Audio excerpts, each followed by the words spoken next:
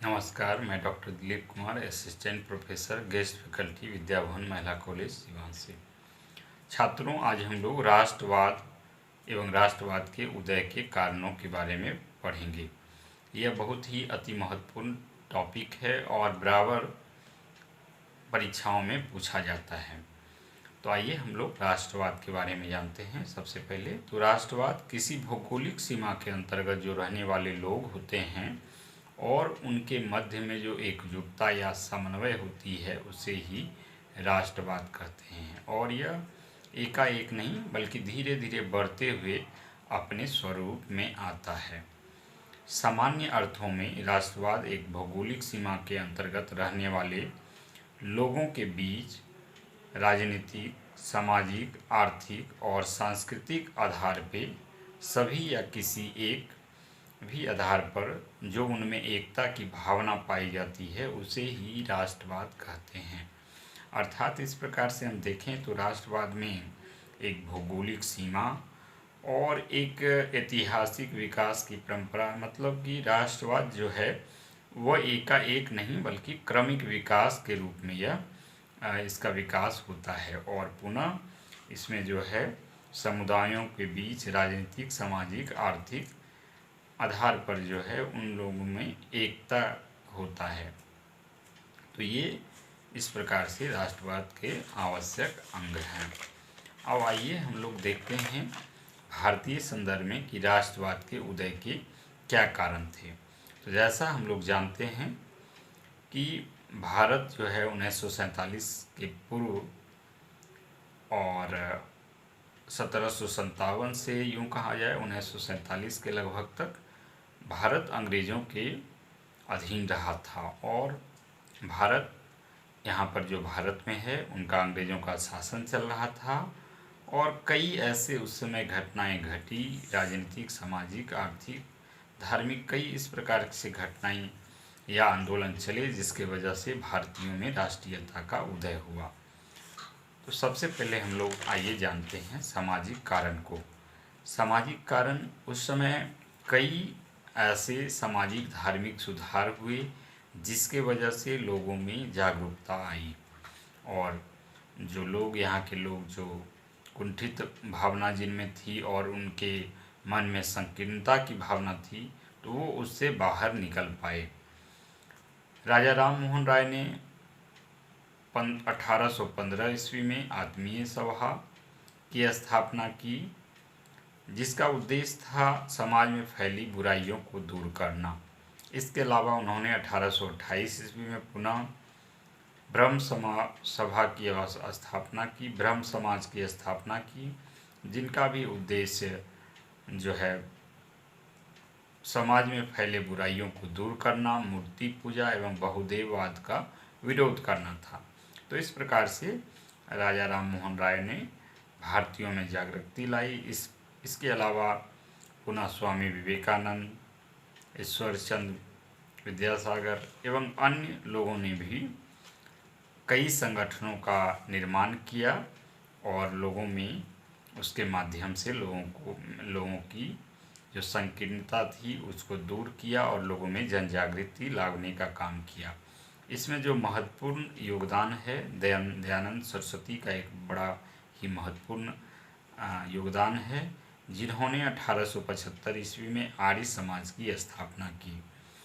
उनका प्रमुख नारा था कि वेदों की ओर लौटो का उन्होंने नारा दिया था और उनका कहना था कि बुरा से बुरा स्वदेशी शासन भी विदेशी शासन से अच्छा होता है।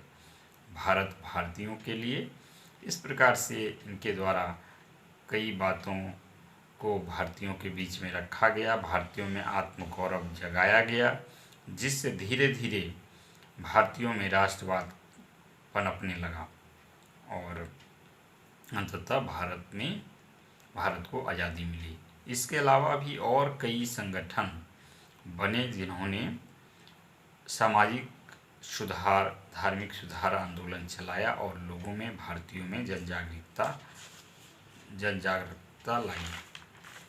अब आइए सामाजिक कारण के अलावा हम लोग देखते हैं राजनीतिक कारण पे आते हैं। तो राजनीतिक कारण भी भारतीय राष्ट्रीयता के उदय के प्रमुख कारणों में से एक था। जैसा कि हम लोग जानते हैं कि अंग्रेज की जो शोषण नीति थी, इसके शिकार सभी लोग यहाँ पर हो रहे थे, हर प्रकार के लोग हो रहे थे, और कई लोगों की जो सत्ता थी यहाँ पर, वह जो यहाँ के छोटे शासक थे उनकी सत्ता जो है सरकार, अंग्रेजी सरकार अपने अधीन कर ले रही थी, उनका शासन जो है छीन जा रहा था। इसके वजह से लगभग हर एक प्रकार के लोग अंग्रेज़ों के विरुद्ध हो गए, और पहली बार हम लोग देखते हैं कि 1857 की क्रांति के रूप में एक बड़ी क्रांति सामने आती है। इसे राष्ट्रीयता का जन्म इस समय से ही कह सकते हैं। 1857 की क्रांति के समय से ही लोगों में राष्ट्रीयता की भावना का उदय हुआ, और इस युद्ध में जो है अंग्रेजी सत्ता को एक बड़ी चुनौती दी गई। यहाँ तक कई जगह जो है अंग्रेजी सत्ता समाप्त भी हो गई, लेकिन पुनः जो है अंग्रेजों के द्वारा उस पर काबू पा लिया गया।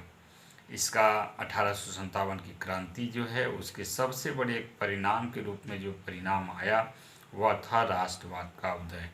भारतीयों ने सोचा कि यदि हम लोग एकजुट रहें और एकजुटता के साथ अंग्रेज़ों का मुकाबला करें तो भारतीयों को आज़ाद होने से कोई रोक नहीं सकता है। तो इस प्रकार से 1857 की क्रांति की घटना जो है लोगों में राजनीतिक चेतना और राष्ट्रवाद का उदय का एक बड़ा कारण बना। इसके अलावा भी हम देखते हैं 1857 की क्रांति के पश्चात कई संगठनों का उदय हुआ, कई संगठनों का जन्म हुआ, जिसने लोगों में राष्ट्रीयता का उदय को फैलाया और लोगों में राष्ट्रीयता की भावना को पनपने में मदद की। इसके अलावा 1885 ईस्वी में भारतीय राष्ट्रीय कांग्रेस की स्थापना हुई। भारतीय राष्ट्रीय कांग्रेस जो कांग्रेस के द्वारा जो है भारत के विभिन्न हिस्सों में वहाँ पर सभा बुलाई जाती थी, मीटिंग की जाती थी और लोगों को जन जागरूक किया जाता था। तो इस प्रकार से राष्ट्रीय कांग्रेस के भी, भारतीय राष्ट्रीय कांग्रेस के भी उदय होने के कारण इन्होंने राष्ट्रवाद के उदय में योगदान दिया। इसके अलावा हम लोग देखें तो ब्रिटिश की जो शोषणकारी नीतियाँ थी उसके वजह से भी भारतीयों में राष्ट्रवाद का उदय हुआ। डलहौजी की हड़प नीति थी, हड़प नीति के वजह से उन्होंने शासन को, कई राजाओं के शासन को अपने अधीन कर लिया। इससे भी जो है भारतीयों में रोष जगा और राष्ट्रवाद का उदय हुआ।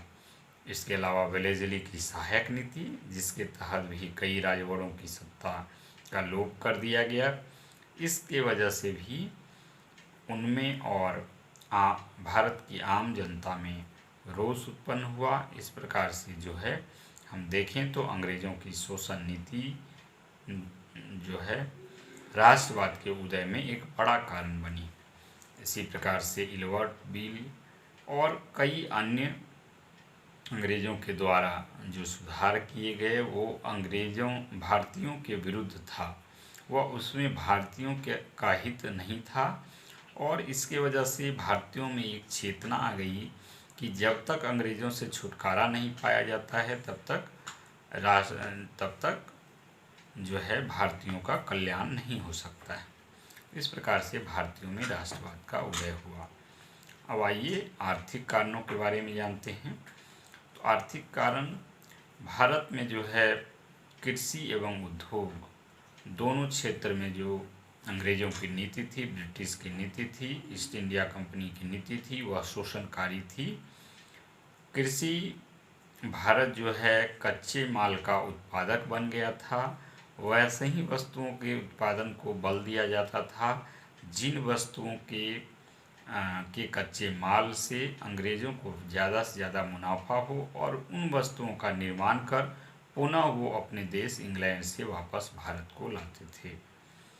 और इसके अलावा कृषि के अंतर्गत अस्थाई बंदोबस्त, महलवाड़ी प्रथा, जमींदारी, रैयतवाड़ी इत्यादि कई ऐसी व्यवस्था की गई जिसके माध्यम से यहाँ के भारतीय किसानों का शोषण हुआ और किसानों की जो स्थिति है उसमें बदहाली आई और इसने लोगों को एकजुट किया अंग्रेज़ों के विरुद्ध। इसके अलावा देखें तो कुटीर उद्योग, यहाँ के जो कुटीर उद्योग थे, छोटे छोटे उद्योग थे, घरों में जो उद्योग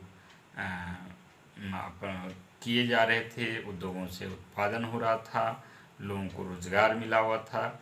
लेकिन अंग्रेज़ की नीति ऐसी थी कि वो यहाँ से कच्चे माल का उत्पादन करवाकर और इंग्लैंड ले जाते थे और वहाँ से तैयार माल को यहाँ पर लाते थे। तो इसका भारतीय कुटीर उद्योग पर बुरा असर पड़ा और इसने भी भारतीय राष्ट्रीयता के उदय में एक महत्वपूर्ण योगदान दिया। इसके अलावा धन का निष्कासन सिद्धांत जो प्रतिपादित किया गया, इससे भी लोगों को पता चला कि ब्रिटिश जो है भारतीय का कल्याण नहीं बल्कि अपना हित और आर्थिक फ़ायदा उठाने के लिए आए हुए हैं। तो इस प्रकार से इन सब आर्थिक नीतियों की वजह से भी भारतीयों में राष्ट्रीयता का उदय हुआ। अब आइए सांस्कृतिक कारण के अंतर्गत देखें तो अंग्रेजी शिक्षा या आधुनिक शिक्षा। तो अंग्रेजी शिक्षा या आधुनिक शिक्षा की शुरुआत जो है अंग्रेज़ों ने अपने हित के लिए किया गया था। उन्हें क्लर्कों की आवश्यकता थी और उन्होंने अंग्रेजी शिक्षा की इसलिए शुरुआत की ताकि उनको क्लर्क मिल सके, उनका कार्य चल सके। लेकिन अंग्रेजी की शिक्षा के विकास की वजह से लोगों में यह एक संपर्क की भाषा बनी और अंग्रेजी शिक्षा के ज्ञान से लोग देश विदेश के अंग्रेजी भाषा में लिखे गए कई पुस्तकों को पढ़ा, यूनान, जर्मनी, इटली, फ्रांस के इतिहासों का अध्ययन किया और अन्य देशों के बारे में भी उन्हें पता चला कि किस प्रकार से जो है शासन की व्यवस्था होनी चाहिए और समानता, स्वतंत्रता और भ्रातृत्व के भी भावना का विकास भारतीयों में हुआ। और इसके साथ ही अंग्रेजी के ज्ञान से दूसरे देशों में घटित घटनाओं की भी जानकारी भारतीयों को होने लगी। साथ ही कई अन्य देशों की कवियों के कविताओं का भी इन्होंने और लेखनी का भी अध्ययन किया और जिससे भारतीयों में जो है राष्ट्रीयता की भावना का उदय हुआ। तो इस प्रकार से हम देखें अंग्रेजी शिक्षा एवं आधुनिक शिक्षा ने भी भारतीयों में राष्ट्रीयता के उदय को बढ़ावा दिया, राष्ट्रवाद के उदय को पनपने में सहायता की। अब आइए देखें भारतीय रेल विकास। तो अंग्रेज़ों ने रेल का विकास भी किया था 1856 ईस्वी में। यह रेल विकास उन्होंने अंग्रेज़ों ने अपनी सुविधा के लिए किया था। उन्होंने भारत के विभिन्न क्षेत्रों में रेल का जाल बिछाया ताकि आसानी से कच्चे माल को बंदरगाह तक ले जाया जा सके और उसे अपने देश भेजा जा सके। साथ ही निर्मित वस्तुएं जो है बंदरगाह से पुनः भारत के विभिन्न हिस्सों में पहुंचाया जा सके। इस सुविधा एवं सैनिकों के आवागमन एवं अन्य कारणों से अपने सुविधा के लिए उन्होंने रेल का विकास किया था। लेकिन रेल के विकास ने पूरे भारत को एक सूत्र में बांध दिया। लोगों का आना जाना, मिलना जुलना, ये सब आसान हो गया। लोग एकजुट होकर एक जगह सभा करना, लोगों से मिलना, विचारों को फैलाना इत्यादि में रेलवे ने एक महत्वपूर्ण योगदान दिया और इस आवागमन की सुविधा के वजह से लोगों में एकजुटता की भावना आई, एकता की भावना आई और राष्ट्रीयता के उदय में इस प्रकार से रेल का विकास भी जो है महत्वपूर्ण योगदान दिया। अब आइए समाचार पत्र और पत्रिकाओं का भी महत्वपूर्ण योगदान रहा।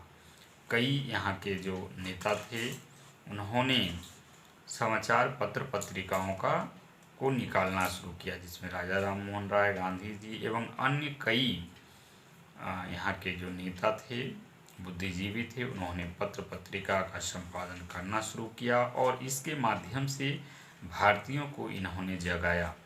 इसके अलावा साहित्य, यहाँ के कई कवि लेखक जो थे अपने साहित्य और लेखनी के माध्यम से भी लोगों में राष्ट्रवाद की भावना का संचार किया, उन्हें जगाया और भारत की स्वतंत्रता की जो बेड़ी थी उसको तोड़ने का आह्वान किया।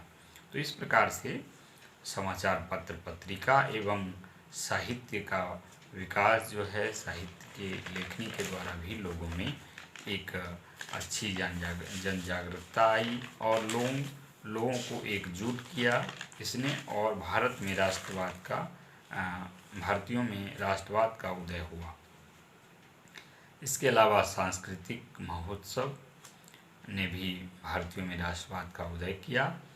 बाल गंगाधर तिलक ने शिवाजी महोत्सव, गणेश महोत्सव इत्यादि का आयोजन किया, जिसके माध्यम से लोगों में एकजुटता, मिलना जुलना या शान हुआ इस पर्व के बहाने, और लोगों में राष्ट्रवाद का उदय हुआ। इसके अलावा कुछ देखें तो विदेशी तत्व जो भी है उससे भी, या विदेशी जो विभिन्न स्वतंत्रता संग्राम हुए उसका भी भारतीय राष्ट्रीयता पर प्रभाव पड़ा। इस विदेशी तत्व या विदेशी संग्राम में जो है अमेरिका का ब्रिटेन से आज़ाद होना, अमेरिकी स्वतंत्रता संग्राम जिसमें अमेरिका का ब्रिटेन से आज़ाद होना, भारतीयों में यह एहसास कराया कि आप भी आज़ादी पा सकते हैं। इनसे भारतीयों में प्रेरणा मिली। उसके अलावा 1789 ईस्वी में फ्रांसीसी क्रांति हुई, जिससे समानता, स्वतंत्रता, बंधुत्व और की विचारधारा जैसे विचार निकले और संपूर्ण विश्व में फैले। तो इससे भी भारतीयों में एक जागरूकता आई और राष्ट्रवाद के उदय में यह सहायक हुआ। इसके अलावा भारतीयों ने यह भी देखा कि जापान जैसे छोटे देश चीन जैसे विशाल देशों पर विजय प्राप्त कर सकता है। साथ ही जापान जैसे छोटे देश रूस जैसे देश भी विशाल देश को भी हरा सकता है। तो यह इन सारी जो विदेशों में जो इस तरह की घटना और स्वतंत्रता संग्राम घटी, यह भारतीयों को सोचने के लिए बाध्य किया कि भारतीय भी एकजुट यदि हों तो विदेशी शक्तियों, ब्रिटिश शक्ति या जो यहाँ पर अंग्रेजी शासन है उसकी जो गुलामी है उसकी बेड़ियों को तोड़कर भारत आज़ाद हो सकते हैं। तो इस प्रकार से हमने आज देखा कि किस प्रकार से राजनीतिक, सामाजिक, धार्मिक और कई अन्य विकास जो थे, आधुनिक शिक्षा का या अंग्रेजी शिक्षा का विकास, रेल, समाचार पत्र, पत्रिका और विभिन्न भारत के बाहर विभिन्न जो स्वतंत्रता संग्राम हुए, उनका भारतीय राष्ट्रवाद के उदय में एक महत्वपूर्ण योगदान रहा।